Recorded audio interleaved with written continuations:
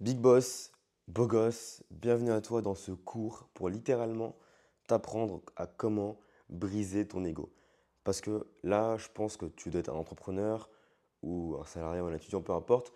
Mais en tout cas, si tu es là sur cette vidéo, c'est que tu rêves de choses grandes. C'est que tu rêves d'aller loin, c'est que tu rêves d'avoir une liberté, d'être indépendant financièrement. Tu rêves de pouvoir voyager, d'avoir une vie sociale épanouie, d'être bon physiquement. Mais ce qui va t'empêcher d'y arriver, c'est littéralement ton ego. Moi, c'est ce qui m'a empêché pendant plusieurs mois, plusieurs années de ne pas atteindre mes objectifs. La plupart des gens que je vois qui ne réussissent pas, c'est des gens qui sont bourrés d'ego. Mais attention, on ne parle pas tous du même ego, parce qu'il faut savoir qu'il y a plusieurs formes d'ego. Et je ne parle pas uniquement que de l'ego mal placé. C'est une vidéo qui va être assez technique, mais je te garantis que si tu appliques tout ce que je te dis là, de A à Z, du début à la fin, tu changeras ta vie. Voilà, gratuitement, tu changeras ta vie. Et cette vidéo, et même ce concept, quand je l'expliquais à une fille, je lui ai montré, je lui ai dit, ouais, regarde, c'est ça le concept. Je lui ai fait le même schéma et toute l'explication que je vais te faire après. Et je lui ai dit, je crois que je vais mettre ça sur YouTube. Elle m'a dit, mais t'es sûr, c'est dangereux ce que tu vas mettre sur YouTube. Donc là, ce que je t'apprête à te montrer, c'est dangereux. C'est vraiment dangereux. Il y a littéralement des principes de manipulation dedans, mais des principes que très peu de gens connaissent et que si tu appliques, littéralement, tu peux manipuler des masses, des foules, etc. Donc, fais-en bon usage, s'il te plaît, je te demanderai. Et évidemment, applique tout ça à bon escient. Donc, l'ego. L'ego, qu'est-ce que c'est déjà? Quelle est la définition de l'ego que moi je lui donne? Littéralement, l'ego, c'est la conscience de toi. C'est la perception que tu as de toi par rapport à tes sens, par rapport à autrui. Donc, l'ego, c'est juste la perception que tu as de toi-même. C'est ton ego. Donc, quand tu perçois quelque chose de toi, tu te dis, ouais, je suis beau, ouais, je suis moche, je suis grand, je suis petit. C'est ton ego. Quand tu dis je suis intelligent, c'est ton ego. Quand tu dis je suis débile, c'est ton ego. Parce que tu te perçois d'une certaine manière. Si tu dis moi je suis entrepreneur, c'est ton ego. Si tu dis moi je suis étudiant, c'est ton ego aussi. Donc là, c'est toi et là, c'est ton ego. Bon, malheureusement, pour cette présentation, je n'ai qu'un seul stylo, c'était pas grave. Je n'en trouvais pas d'autres, mais c'est OK. Donc là, c'était ton ego et là, c'est toi. Et ça représente une balance. Donc il faut savoir que ton ego est toujours, toujours, toujours plus lourd que toi. Peu importe ce que tu dis, à quel point tu te perçois, etc., à quel point tu penses que tu es humble, ton ego, donc la perception que tu as toi-même, le un en toi, est plus lourd que toi. N'oublie pas, toi, tu es inférieur à ton ego en termes de poids dans les choix. C'est-à-dire que s'il y a un choix à prendre, s'il y a une décision à prendre, s'il y a un choix de vie à faire, s'il y a des mots à dire, des actions à mettre en place, c'est toujours ego qui choisit. Toujours, toujours, toujours. Et ça, c'est compliqué à comprendre. Et les gens se disent, mais moi, je suis humble, je suis détaché de mon ego. Ça ne veut rien dire. C'est toujours ego qui choisit. Pourquoi est-ce que c'est toujours ego qui choisit? La première question que j'ai à te poser, donc là, tu vas devoir t'arrêter pendant 10 secondes pour réfléchir. Qu'est-ce qui alimente ego? Qu'est-ce qui alimente l'ego, littéralement? Qu'est-ce qui fait que l'ego est alimenté? Donc là, je te laisse te poser pendant 10 secondes, réfléchir. Fais-le vraiment. Vraiment, réfléchis pendant 10 secondes. Mets pause à la vidéo, fais-le vraiment. Ok? Là, j'espère que tu l'as fait. Et si tu ne l'as pas fait, bah, c'est pour ça que tu n'iras pas loin. Voilà, parce que tu n'as pas fait l'exercice. Donc fais-le vraiment. Donc j'espère que maintenant c'est fait. Ok, donc qu'est-ce qui alimente l'ego? Peut-être que tu as répondu quand on nous donne un compliment, quand on gagne quelque chose, quand on réussit ceci, quand on réussit cela. Ou je sais pas moi, quand on voit qu'on est meilleur que les autres. Ok, ça ok. Mais la vérité, c'est que ce qui alimente l'ego, c'est littéralement ce que tu consommes. Et attention, quand je dis ce que tu consommes, c'est pas ce que tu manges. Oui, ce que tu manges aussi, ça alimente ton ego. Mais ce que tu consommes, c'est juste et simplement ce qui rentre en interaction avec ton être. Tout ce qui rentre en interaction avec ton être et qui vient apporter une perception différente de toi, c'est ton ego. Et ça alimente ton ego. Et donc, pour te la faire courte, exemple tout bête, qu'est-ce qui alimente ton ego? Tout bête, hein, cette vidéo YouTube. Voilà, YouTube, ça alimente ton ego. Donc, YouTube. Qu'est-ce qui alimente ton ego? Instagram. Instagram alimente ton ego. Pourquoi? Parce que en soi, Instagram et YouTube, c'est juste des réseaux sociaux. Donc en quoi des réseaux sociaux devraient alimenter mon ego? C'est juste une plateforme littéralement. C'est pas une plateforme qui peut alimenter ce qu'il y a à l'intérieur de moi. Non, c'est pas la plateforme le problème. Le problème en fait, c'est pas vraiment Instagram ni YouTube. Parce qu'il faut savoir qu'en fait, quand tu crées quelque chose, quand tu crées un produit, quand tu crées un vêtement, quand je crée une vidéo, quand je crée, je sais pas, peu importe ce que je crée, une dissertation en philosophie, quand tu crées quelque chose, tu modifies cette chose avec ton ego. Donc à chaque fois que toi, par exemple, derrière ta vidéo, enfin derrière ton écran, tu vas consommer une vidéo. Une vidéo, c'est quoi? C'est donc là, je suis en train de te faire une démonstration de Lego. Et donc, littéralement, mon ego a modifié ce que j'ai compris de la réalité. Donc, j'ai compris que Lego, c'était ça, que pour le briser, il fallait faire ça, ça, ça. Et donc, j'ai modifié et j'ai transformé. J'ai créé un processus de transformation. Donc, à chaque fois que tu vas consommer quelque chose, que ce soit de la nourriture, que ce soit un vêtement, que ce soit une vidéo, un film, je sais pas moi, et de la nourriture, et que c'est transformé, cette transformation va venir altérer ton ego. Et tout ce que tu consommes altère ton ego. Donc, dès que tu parles avec quelqu'un, dès que tu regardes une vidéo YouTube, dès que tu regardes un film, dès que tu manges quelque chose, dès que tu t'habilles d'une certaine façon, tu modifies et tu transformes ton ego, tu l'altères. Tu l'altères pourquoi? Parce que chaque personne, chaque humain sur cette planète Terre a un ego qui interprète les choses de manière différente. Donc, exemple tout bête, toi et moi, on va à l'école.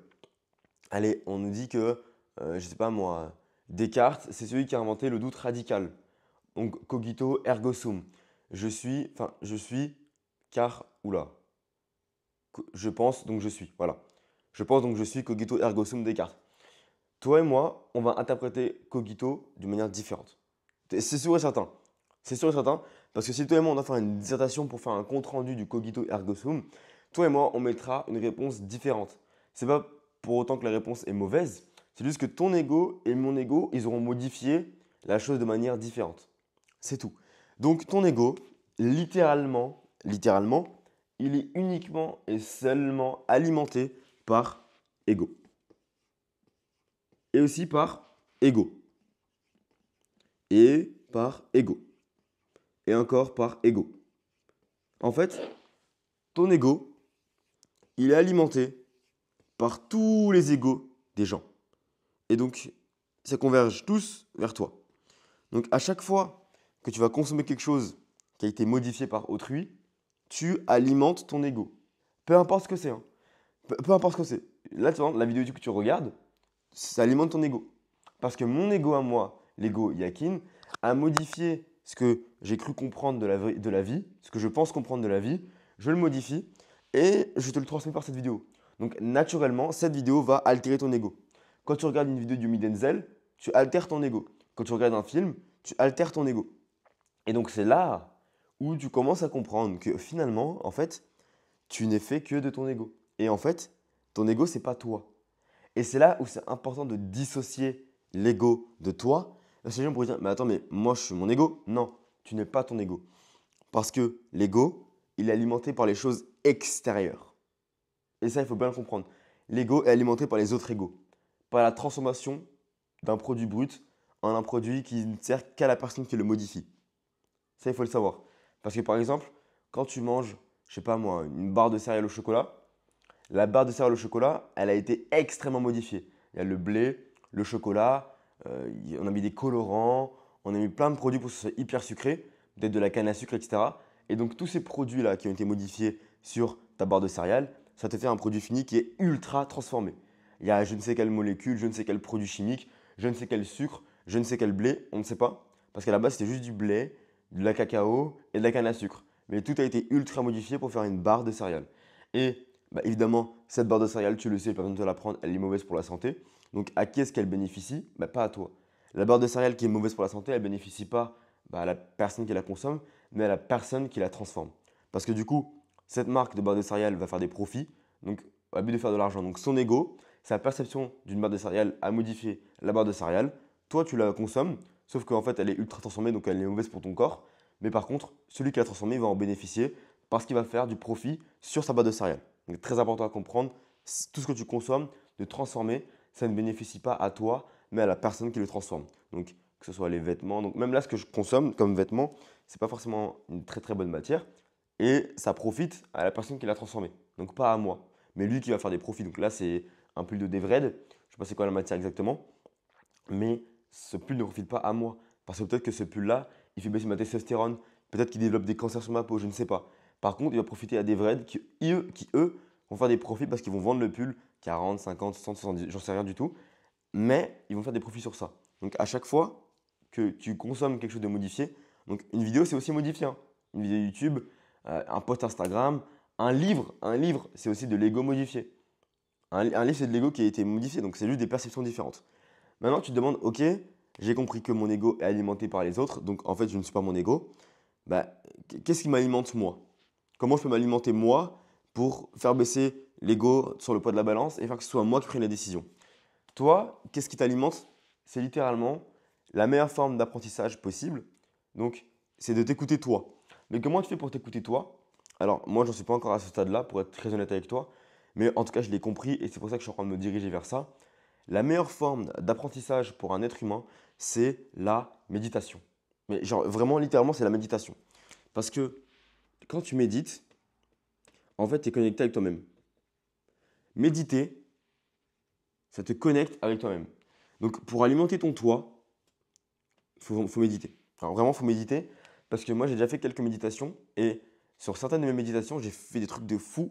J'ai vu des trucs de malade. J'ai vu des couleurs. J'étais dans l'espace, etc. Bref, peut-être tu vas pas me croire, je m'en fous en vrai. Mais méditer, ça te rapproche de toi.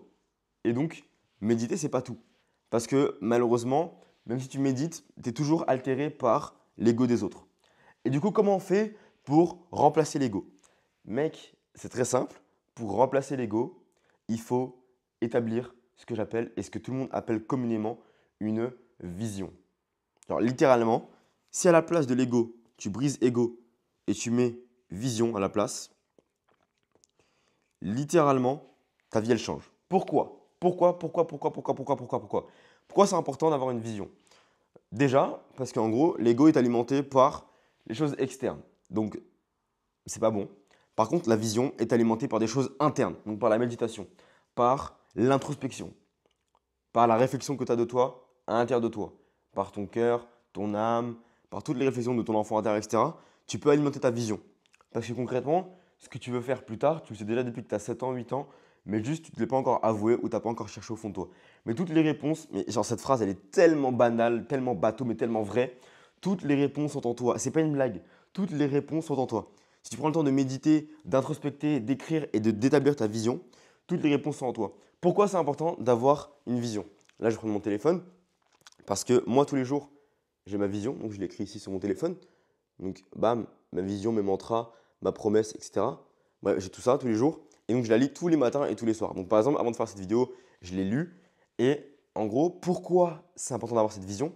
Parce que, en fait, en lisant et en écrivant une vision, je formate mon subconscient. Donc, mon moi, je le formate. Et quand je vais commencer à méditer, à introspecter, le fait que tous les jours, je vais lire des concepts sur ma vision. Donc, je vais lire par exemple tous les jours, je suis quelqu'un d'honnête. Je suis quelqu'un d'honnête. Je suis quelqu'un de généreux. Je suis en train de gérer une équipe de 4 à 5 personnes. Je suis en train de générer 100 000 euros de chiffre d'affaires tous les mois. Mais en fait, ma vision va alimenter ma personne. Et donc, à force d'arrêter de consommer, donc mon processus déjà il est très simple, j'arrête de consommer sur YouTube. Je regarde pas beaucoup de vidéos YouTube. Je regarde que des vidéos YouTube de mecs qui ont moins de 1000 abonnés littéralement et qui font 500 000 vues. Des vidéos très techniques sur un domaine très technique, soit de la métaphysique, soit du business, mais vraiment, vraiment ciblé. Genre, pas n'importe quoi, pas les vidéos Yumi Denzel, etc., Antoine Blanco, non. Sur du très, très ciblé, sur des sujets très, très précis, très, très techniques. Et donc, ça permet de limiter déjà la casse par rapport à mon ego. Donc, déjà, bah, je ne scrolle pas. J'évite Instagram, Snapchat, j'ai pas, TikTok, j'ai pas Twitter. Et ça, c'est OK. Et du coup, ça limite la casse par rapport à mon ego. Et par contre, j'alimente mon moi avec ma vision. Donc, à la place d'alimenter avec ego, tu barres tous les égos, tu supprimes un à un. YouTube, t'arrêtes. T'arrêtes Instagram, t'arrêtes YouTube, t'arrêtes Snapchat, t'arrêtes TikTok, t'arrêtes Twitter et tu consommes que ta vision. Tu consommes que ta vision. Et donc, ta vision, quand tu vas l'écrire, il faut que tu aies des hautes émotions. Il faut que tu te sentes vraiment haut en émotion et que tu te dises waouh, là j'ai écrit ça et je ressens une émotion hyper haute. Waouh, c'est fou. Donc quand tu vas écrire ta vision, il faut vraiment que tu sentes que ça palpite en toi. Vraiment, il faut que soit tu sois en train de pleurer, soit tu aies des tremblements d'excitation, soit tu as un sourire aux lèvres de con.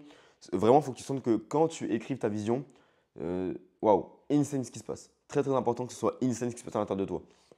Et donc, une fois que tu as réussi à briser la chaîne d'ego qui t'alimente, donc les perceptions extérieures, tu mets ta vision, donc tu vas l'écrire. Donc dans ta vision, bon, ça c'est le processus de Kevin, donc je ne vais pas me l'approprier. Je ne vais pas me l'approprier son processus, mais grosso modo, il faut que tu écrives tes mantras. Donc dans tes mantras, tu dois t'engager à faire des choses. Exemple, moi, mon premier mantra, c'est je m'engage à dire non lorsqu'une proposition sera hors de mon cadre. Deuxième mantra, je m'engage à constamment mettre de l'intensité dans ma vie et dans toutes mes actions.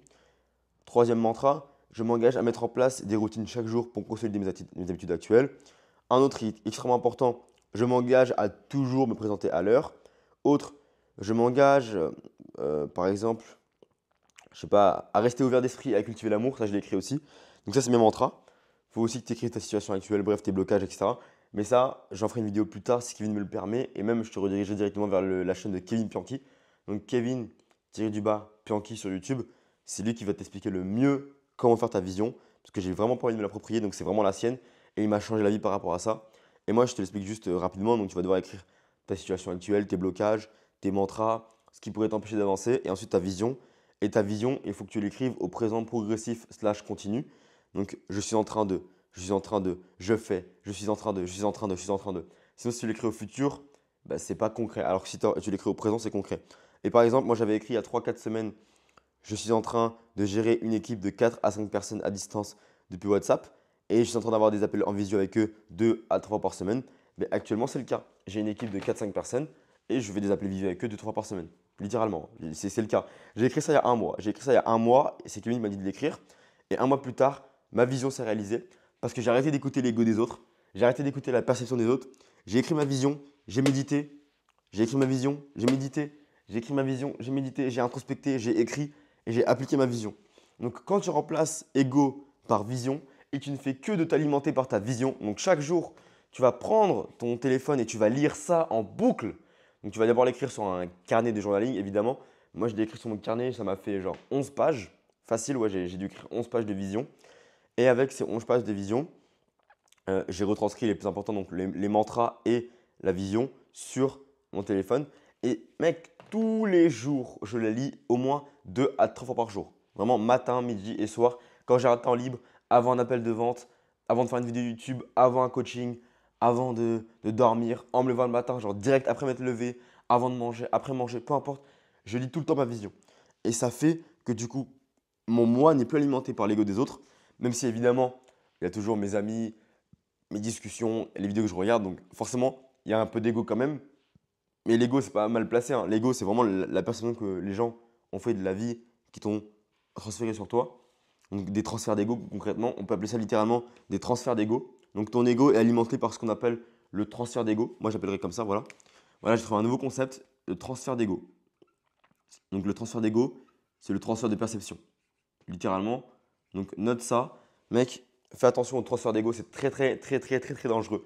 Parce que si tu n'arrives pas à avoir ta vision à toi, si c'est pas toi qui alimente tes pensées, c'est pas toi qui alimente ton drive quotidien et que tu te laisses tabasser par tous les jours le transfert d'ego, fais attention, c'est très très dangereux. En fait, littéralement, quelqu'un qui n'a pas de vision, c'est quelqu'un qui est mené en bateau par tout l'ego collectif. Quelqu'un qui n'a pas de vision, c'est quelqu'un qui est esclave de l'ego des autres. Alors, je ne sais pas si tu te rends compte de la dinguerie. C'est une dinguerie. Quelqu'un qui n'a pas de vision, vraiment littéralement, si tu es quelqu'un qui n'a pas de vision, tu n'as pas écrit tes mantras, tes blocages, etc., tu es l'esclave des autres. Parce que du coup, tu vas regarder des vidéos YouTube, tu vas lire des livres, tu vas consommer, consommer, consommer, consommer, mais du coup, tu es l'esclave de leur ego. Genre, c'est une dinguerie. Ça veut dire que la perception qu'eux, ils ont de la vie, c'est forcément la tienne. Alors que ce n'est pas le cas. Toi, tu as une perception différente. C'est pour ça que je t'invite à créer des choses. Je t'invite à transformer des choses, à créer des choses toi-même. Parce qu'en vrai, on ne crée rien, mais on transforme. Donc, je t'invite à transformer des choses. Donc, transforme tes pensées en action. Transforme ta vision en action. Par exemple, bah moi, je pensais ça de l'ego. Et au lieu de le garder pour moi, bah j'ai transféré ce que je pensais et je l'ai modifié. Et donc, j'ai créé aussi un transfert d'ego, mais un transfert d'ego positif. Et en fait, quand tu transfères ton ego, quand tu transformes des choses, quand tu transformes des concepts, tu transformes des objets. Par exemple, tu vois, c'est pour ça que les artistes, ils ont une grande paix d'esprit et qu'ils sont bien dans leur vie.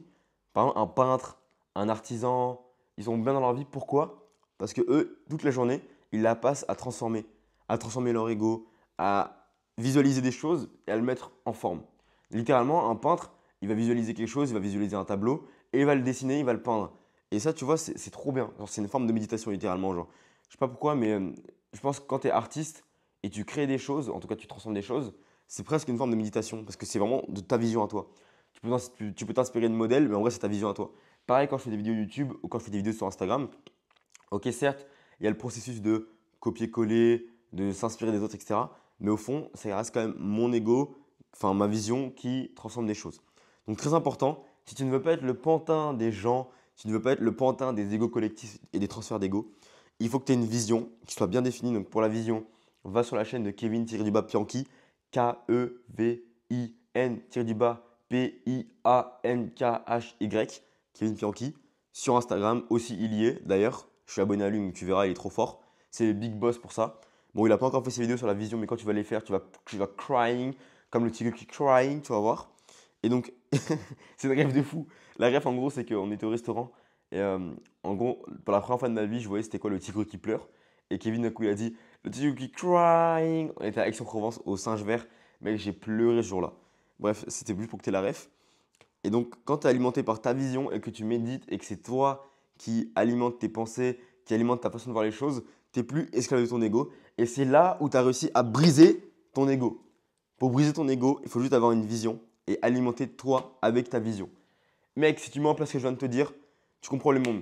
Et pourquoi au début de la vidéo, je disais ouais, c'est littéralement des principes de manipulation? Parce qu'en fait, tu comprends qu'en créant des choses, en faisant des transferts d'ego, tu peux manipuler quelqu'un. Quand tu donnes ton opinion à quelqu'un, quand tu donnes, je sais pas moi, exemple, allez, un exemple hyper border, le nazisme. Hitler, ce qu'il a fait, c'est simple. C'est juste qu'il a créé des transferts d'ego à gogo. Genre Hitler, il a juste transféré sa perception et sa vision des humains sur plein d'autres humains. Sauf que lui, il l'a fait à grande échelle. Il l'a transféré à ses conseillers, ses amis, ses proches, etc., sa famille. Et donc, c'est descendu et ça a fait des gros transferts d'ego. Et c'est pour ça que toute la société allemande a été le pantin de Hitler et de ses associés. Bon, c'est pas que Hitler, mais de lui et de ses associés. Parce qu'il a transféré son ego, sa perception du monde et des humains.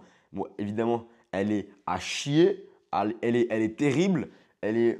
Ouah, j'ai même pas envie de dire les mots tellement c'est une dinguerie ce qu'il a fait, mais il a quand même fait un transfert d'ego. Et c'est pour ça que les nazis, entre guillemets, oui, non, pas entre guillemets, les nazis étaient soumis à l'ego d'Hitler. Les nazis étaient soumis à l'ego des généraux allemands et des généraux nazis. Pourquoi? Parce que bah, ces généraux-là, ils avaient fait des transferts d'ego. Et comme eux, à ce moment-là, ils étaient dans un espèce de chaos parce que du coup, la situation économique en Allemagne, elle était au plus bas. Voilà, c'était un pays qui était très pauvre à ce moment-là. Il y avait beaucoup. Enfin, c'était compliqué en Allemagne à ce moment-là. Je crois que c'était la République démocratique d'Allemagne ou la République fédérale. Je sais plus, je crois que c'était RDA ou RFA, je sais plus à ce moment-là, c'était quoi exactement. Mais en gros, c'était compliqué pour l'Allemagne à ce moment-là. Et donc, non, ça c'était après, pardon, je me suis trompé. Donc c'était compliqué pour l'Allemagne à ce moment-là. Et donc, nécessairement, ils n'avaient pas de vision. Donc, comme ils n'avaient pas de vision, eh ben, ils se laissaient altérer par l'ego. Parce que vu que c'était le chaos, pour eux, il n'y avait rien qui faisait sens. La seule chose qui faisait sens, c'est ce qu'on leur disait. Donc, si on leur disait, ouais, telle race, c'est pas bien, même si les races n'existent pas évidemment, mais si on leur disait telle race, c'est pas bien, telle race, c'est pas bien, eh ben, ils écoutaient parce qu'ils n'avaient pas de vision. C'est la même chose pour toi. En fait, littéralement, tu peux te faire manipuler par tout n'importe quoi si tu n'as pas de vision. Vraiment, si aujourd'hui, après cette vidéo, tu ne prends pas 3 heures de ta vie pour établir ta vision, tu es manipulable. Tu es un mouton. Moi, je te le dis cash.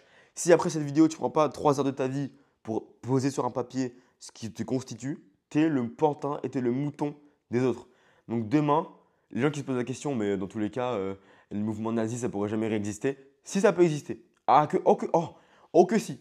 Parce que là, il y a tellement de gens qui se baladent dans leur vie sans vision que demain, alors si dans 2 mois, il y a un mouvement nazi qui refait surface, je ne serais pas choqué.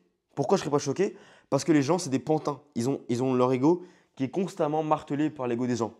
Ils n'ont pas de vision. Et quand tu n'as pas de vision, tu es manipulable. Et quand tu es manipulable, bah, tu n'es pas toi. Et quand tu n'es pas toi, tu n'accomplis rien, tu n'es pas heureux, tu es une coquille vide. Et donc, moi, ça ne m'étonnerait pas s'il y a un mouvement totalitaire qui refait surface. Et d'ailleurs, c'est déjà le cas dans plein de pays dans le monde actuellement, et on laisse faire. Voilà, je ne vais pas citer les pays, etc. Je n'ai pas envie de me faire tabasser par le FBI, mais on se comprend. On se comprend.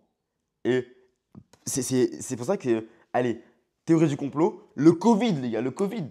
Mais comment les gens, ils ont pu genre, se faire enfermer chez eux?